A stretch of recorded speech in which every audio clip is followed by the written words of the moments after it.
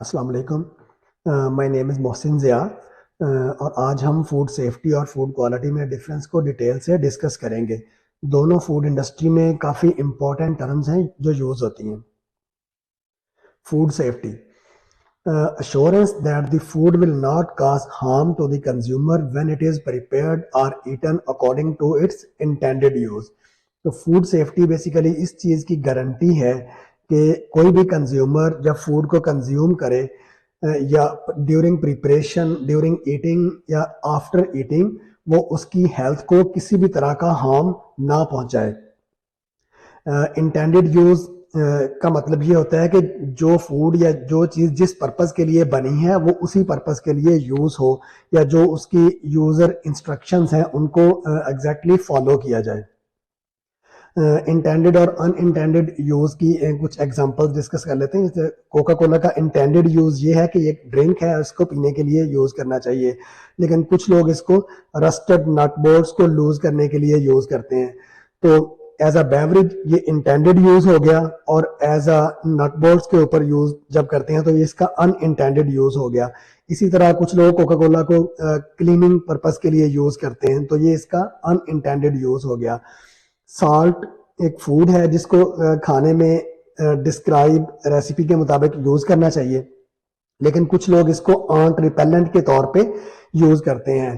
तो खाने वाला जो यूज है वो इसका इंटेंडेड यूज हो गया। जो आंट रिपेलेंट के तौर पे स्प्रिंकल किया जाता है वो इसका अनइंटेंडेड यूज हो गया। साल्ट का एक और अनइंटेंडेड यूज किचन में नजर आता है, जब शेफ जो है वो गार्लिक या अनियन की स्मेल को खत्म करने के लिए इसको हाथ पे अच्छी तरह से इसको रब करते हैं और उसके बाद हाथों को वॉश कर लेते हैं, तो ये भी साल्ट का अनइंटेंडेड यूज हो गया। इसी तरह योगर्ट है, उसको कुछ लोग हेयर कंडीशनर के तौर पे यूज करते हैं, तो योगर्ट का ये अनइंटेंडेड यूज हो गया। तो फूड सेफ्टी बेसिकली ये है कि फूड को उसके इंटेंडेड यूज में के तौर पे इस्तेमाल किया जाए और वो कंज्यूमर की हेल्थ को डैमेज ना करे। Food safety assurance involves the reduction of risks which may occur in food.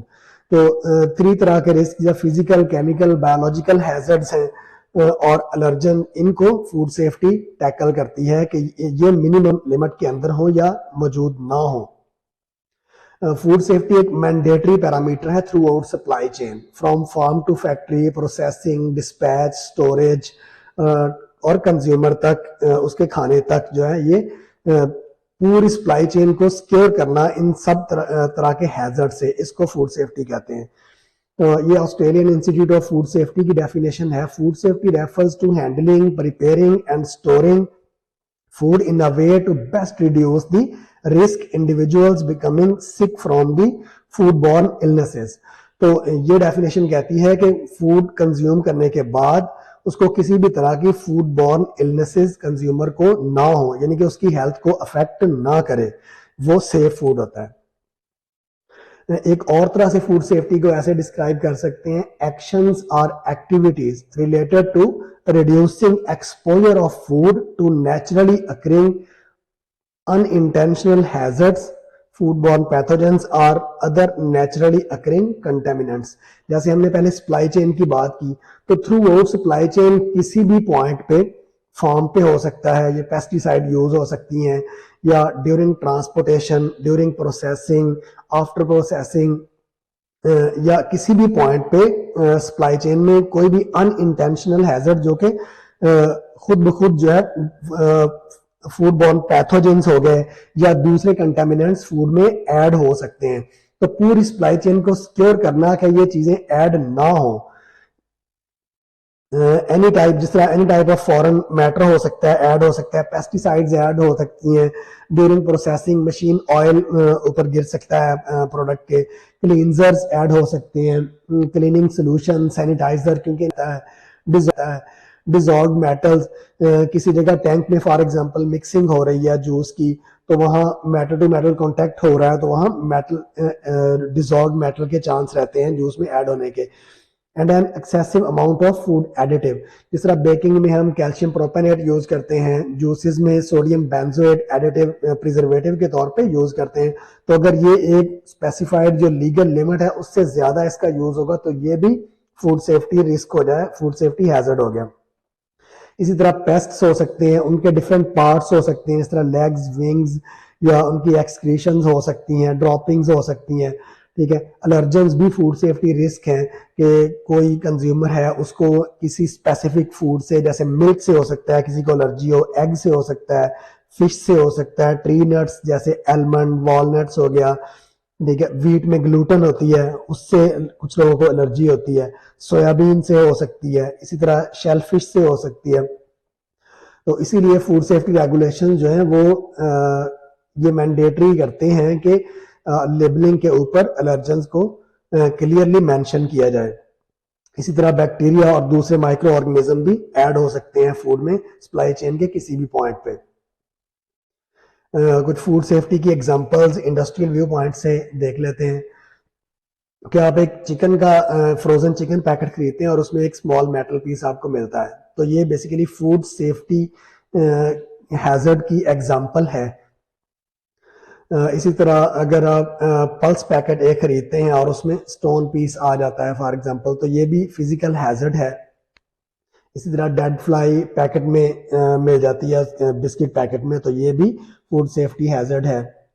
Distinct mould growth in mineral water bottle, visible और इनविजिबल दोनों तरह की ग्रोथ मोल्ड की ये हेल्थ को डैमेज करती है।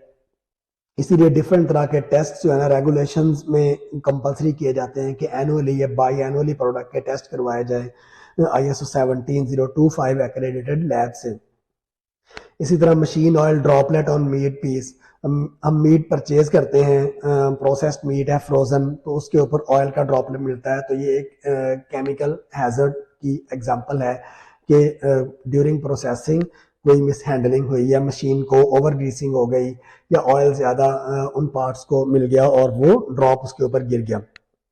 इसी तरह overdose of preservative on fries, जैसे हम पहले भी डिस्कस कर चुके हैं कि कोई भी प्रिजर्वेटिव है उसको एक लीगल लिमिट से ज़्यादा जब हम यूज़ करते हैं या तो उस वो भी फूड सेफ्टी रिस्क बन जाता है। अभी फूड क्वालिटी को डिस्कस कर लेते हैं और इस तरह डिफरेंस भी क्लियर हो जाएगा।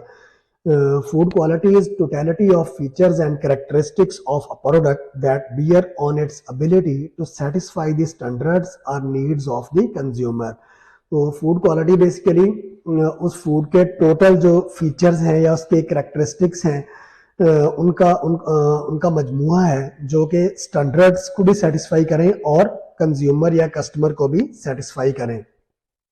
तो इनमें फूड की अपीयरेंस हो सकती है, कलर हो सकता है, शेप हो सकती है, डायामीटर हो सकता है, ग्रेड, टेक्सचर, फ्लेवर, डेंसिटी हो सकती है, सॉफ्टनेस हो सकती है। इस तरह ब्रेड के केस में लोग सॉफ्ट ब्रेड जो है लाइक करते हैं। न्यूट्रिशनल प्रॉपर्टीज हो सकती हैं, कितनी प्रोटीन है, कितने कार्बोहाइड्रेट है इसमें। प्रोडक्ट का वेट यानी क्वांटिटी हो सकती है, लेंथ, विड्थ और वॉल्यूम यानी वॉल्यूमेट्रिक प्रोडक्ट की क्वांटिटी। तो ये सारी चीजें जो ये कंज्यूमर टू कंज्यूमर उनकी सेंसरी प्रेफरेंसेस की बेस पे डिफरेंट होती हैं। क्वालिटी की एग्जांपल्स से कुछ समझ लेते हैं। जिस तरह कि आपने एक चीज़ फ्लेवर चिप्स पैकेट जो ना ऑर्डर किया, लेकिन आपको जो रिसीव हुआ उसके अंदर जो है पैकेट के अंदर बारबेक्यू फ्लेवर्ड चिप्स हैं। तो बेसिकली इससे कंज्यूमर की हेल्थ डैमेज नहीं होती, लेकिन ये क्वालिटी इशू है। इसी तरह जूस पैकेट है जिसके ऊपर क्लेम किया गया है कि 250 ml इसमें जूस है, लेकिन उसके अंदर से 150 ml निकलता है जूस, तो ये एक क्वालिटी इशू है। इसी तरह मिंस मीट समोसा आपने ऑर्डर किया रेस्टोरेंट पे जाके, लेकिन उन्होंने पोटैटो फ्राइड समोसा दे दिया, तो ये भी क्वालिटी कंप्लेंट है, क्वालिटी इशू है। इस तरह ब्रेड है, नॉर्मली आप परचेज करते हैं उसमें 14 स्लाइसेस होते हैं, लेकिन एक दफ़ा आपको 12 स्लाइसेस मिले, तो ये क्वालिटी कंप्लेंट हुई, क्वालिटी इशू हुआ। इसी तरह bread crust colour was white, mostly जो कस्टमर प्रेफरेंस है वो डार्क ब्राउन या ब्राउन कलर होता है क्रस्ट का। अगर उसका क्रस्ट वाइट है ब्रेड का, तो ये क्वालिटी कंप्लेंट हुई, क्वालिटी इशू है। ब्रेड इज हार्ड, मोस्टली जो कस्टमर हैं वो सॉफ्ट ब्रेड लाइक करते हैं, तो अगर ब्रेड हार्ड है, और ये भी हार्डनेस भी कस्टमर टू कस्टमर मतलब चेंज होगी, किसी को कम हार्ड, किसी को ज़्यादा हार्ड फील होगी। इस तरह जूस है जो बॉटल के अंदर सेडिमेंटेशन हुई है, तो ये भी क्वालिटी इशू है। इस तरह जूस की या बेवरेजेस की ब्रिक्स हैं, फॉर एग्जांपल के स्टैंडर्ड ब्रिक्स 12 होती हैं, तो अगर 13 हो गई या 11 हो गई तो ये भी क्वालिटी इशू हुआ। इसी तरह कुछ इश्यूज कंबाइन भी हो सकते हैं, यानी कि फूड सेफ्टी और quality issues at a time एक ही कंप्लेंट में, एक ही इशू में हो सकते हैं। जैसे कि bitter taste of orange juice, ये कंप्लेंट है, ठीक है। तो इसमें अगर बिटर टेस्ट ज्यादा सिट्रिक एसिड ऐड करने की वजह से है, तो एक किस्म का एडिटिव भी हमने ज्यादा ऐड कर दिया, ठीक है, और कंज्यूमर डिसलाइक भी इसको करेगा बिटर टेस्ट को, तो ये क्वालिटी इशू भी हुआ और फूड सेफ्टी इशू भी हुआ।